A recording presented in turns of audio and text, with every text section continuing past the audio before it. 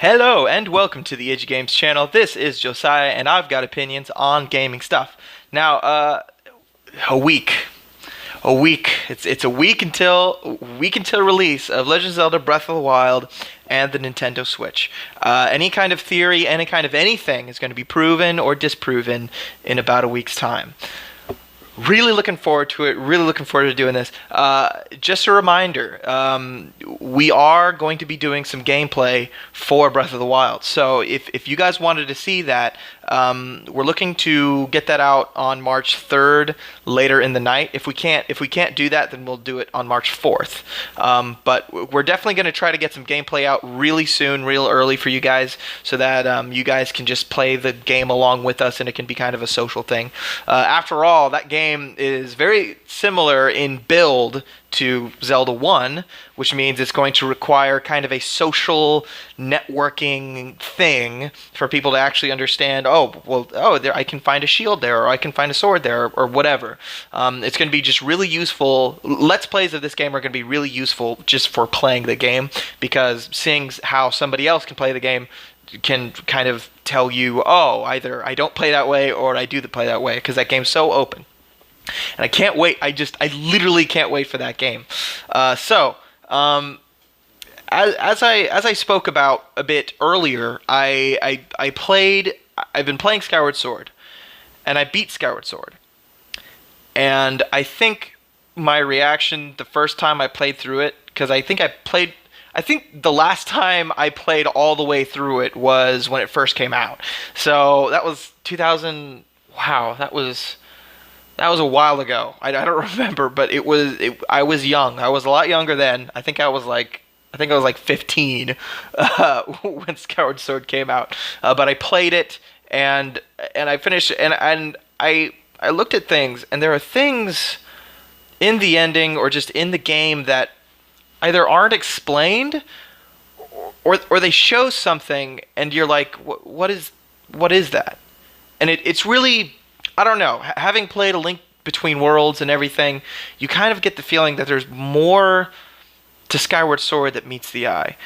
First of all, I looked up the different time periods, because there is a lot of time traveling in that game. Let me tell you, a lot more than Ocarina. It's really confusing how much time travel there is, and once you actually nail everything down, it still doesn't make much sense. Which this may have something to do with the Breath of the Wild. I'll get into that. So what happens? Okay, so the two things in which you can travel through time are the time gates, like the goddess builds, and then there are the time shift stones, which is in the Lanayru Desert with the ancient robots. Now I looked it up, and the ancient robots and all of that, the time shift stones take you back a couple hundred years. They don't take you back like thousands of years. They only take you back a couple hundred. The goddess gates, or the time gates or whatever, they take you through thousands of years. So that being said, what I said earlier about because Impa makes it clear when she goes through the time gate the first time that she, or near the end, that she is a person of that time. So thousands of years ago is really Impa's time. Which, let's talk about Impa for a second, because there is a lot in that game that doesn't make any sense with Impa. Let's start from the beginning. At the beginning, Zelda falls down to the clouds, and then the old lady Impa takes her and says, "Hey, you're going to be the goddess. Go to these different places." Zelda goes to the fire temple dungeon, and she gets kidnapped and saved by young Impa. We don't know why young Impa is there. Why is she there in the future? It's suspect.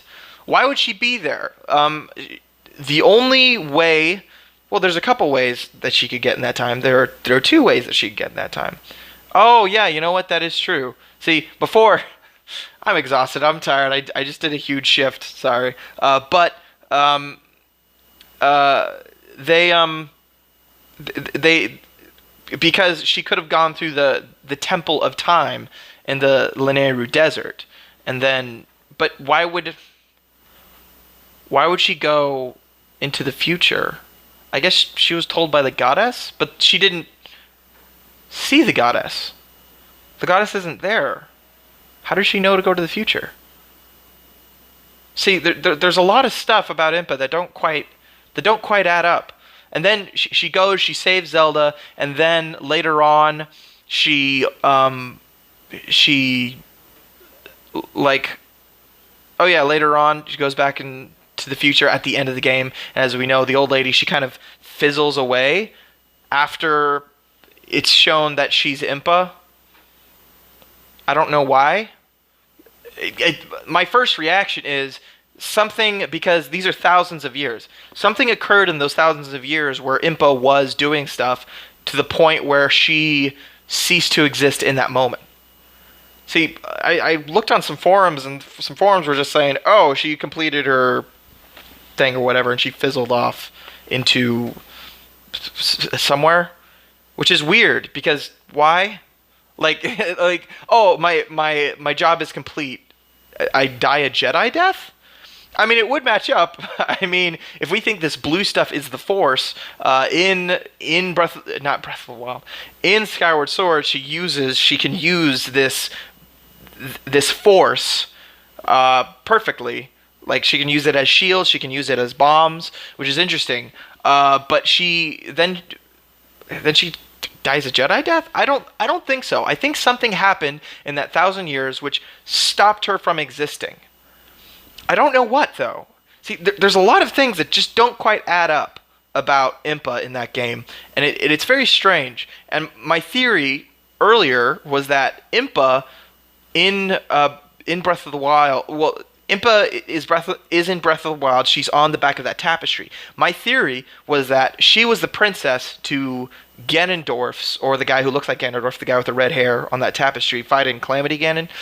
My theory was that she was the princess.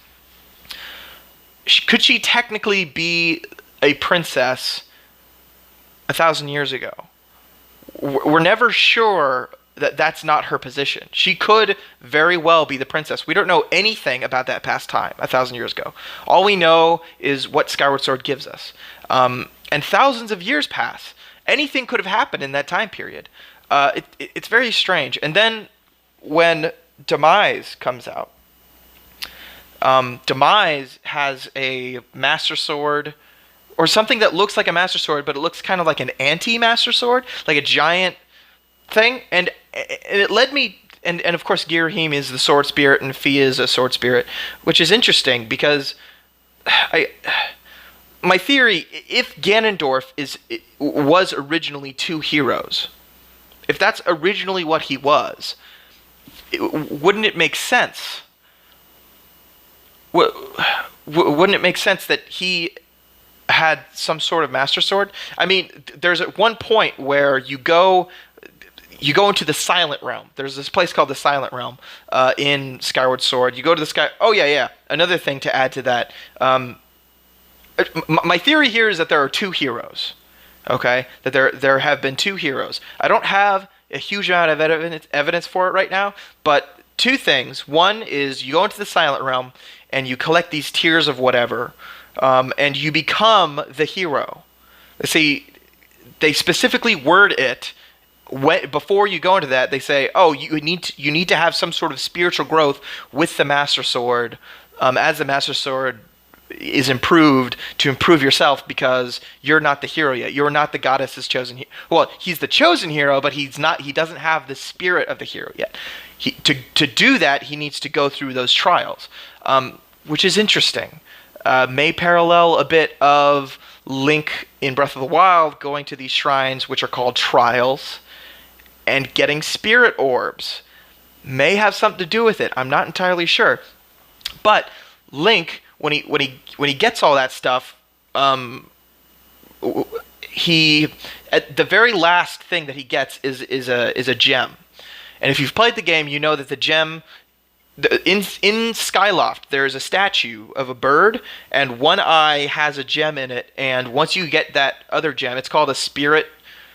It's called like a spirit gem or something. I don't freaking know. But when you put that other gem in there in the statue, it reveals the path to the Triforce. And I was like, oh, well, maybe it's not the same gem on the other side. Maybe it's not a matching gem. Maybe it's just a gem that's red and, whatever. And it didn't have to be earned by the goddess or given by the goddess. And then I did use my dowsing, and I looked really close at the gem. And sure enough, it was a red crystal with a Hylian crest in it. Which is like, well, did another hero earn that? Or did the goddess just put it there? And then, of course, you have the two Master Swords. You have two swords that appear to look like the Master Sword, but one's upside down and one's right side up. Maybe the Triforce on the sword that Demise has something to do with lore rule. Maybe Ganondorf was the hero of lore rule, or at least began to be the hero of lore rule until he failed, and then Link is the hero of Hyrule. I mean, who knows? I have no idea. There's a lot of clues. I haven't quite put the pieces together. If you guys come up with some sort of theory with this information, I think this information is somehow linked with Skyward Sword to Breath of the Wild. If you guys can figure something out or tell me I'm dead wrong, go ahead, post in the comments. Thank you very much for watching. See you guys.